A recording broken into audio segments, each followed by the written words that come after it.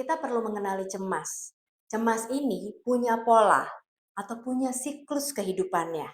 Dan semakin besar siklus kehidupan cemas, semakin kecil kita yang menderita gangguan cemasnya. Saya jelasin ya, apa maksudnya? Pas dapet tugas presentasi, kamu mulai cemas, gelisah, di pikiranmu berputar-putar. Duh, bisa gak ya gue? Ini kan penting banget nih. Gimana kalau nanti akunnya hilang gara-gara gue gagal nih? Ah, mendingan yang lain aja dah. Bilang aja sama si bos, kalau gue lagi gak enak body, gak bisa persiapannya. Dan ini membuat kamu merasa lega karena berhasil menghindar dari hal yang bikin kamu merasa deg-degan dan juga cemas. Tapi itu cuma sementara.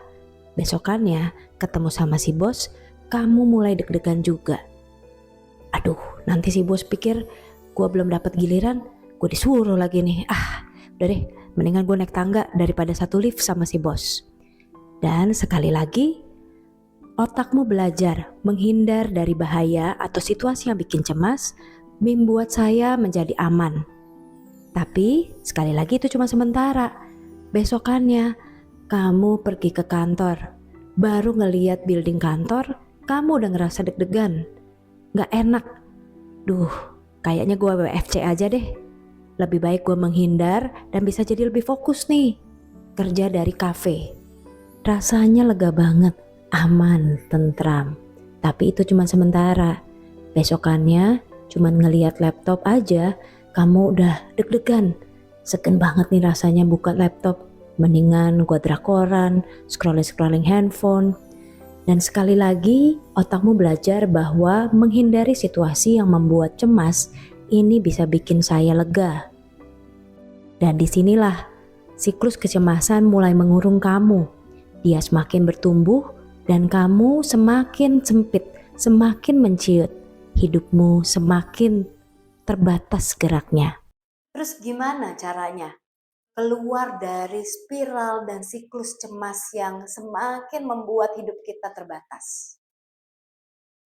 Kita harus mengkat atau mengintervensi di bagian sini, yaitu di bagian ketika kita merasakan tanda-tanda kecemasan di tubuh kita, di pikiran dan juga di hati kita, maka kita perlu berlatih untuk sekedar menerima saja apa yang sedang terjadi tanpa menghakimi, tanpa ngejudge, tanpa menilai terlalu jauh bahwa this is death, this is doom.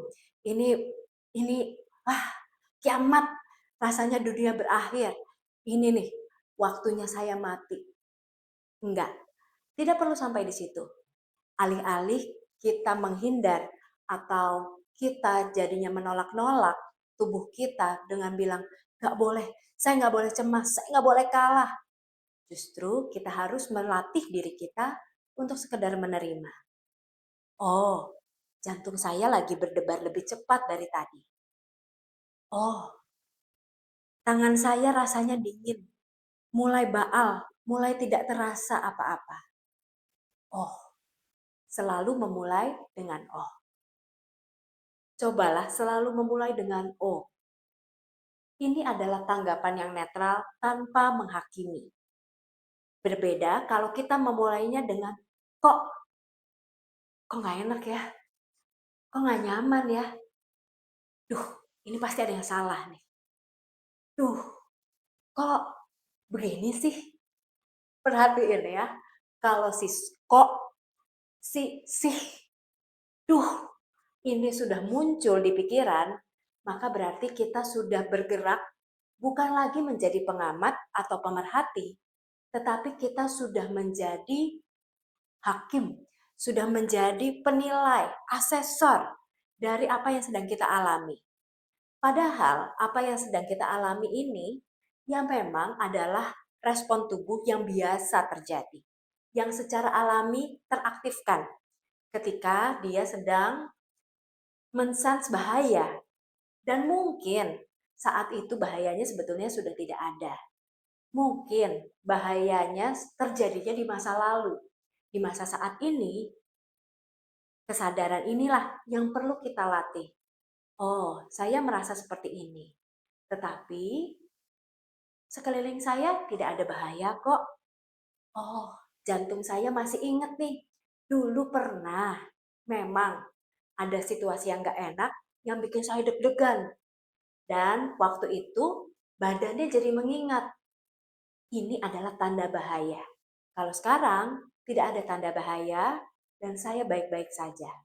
Jadi cukup amati apapun yang terjadi di tubuh, di pikiran, dan juga di hati atau di batin dengan netral. Hanya memperhatikan saja tanpa perlu menghakimi.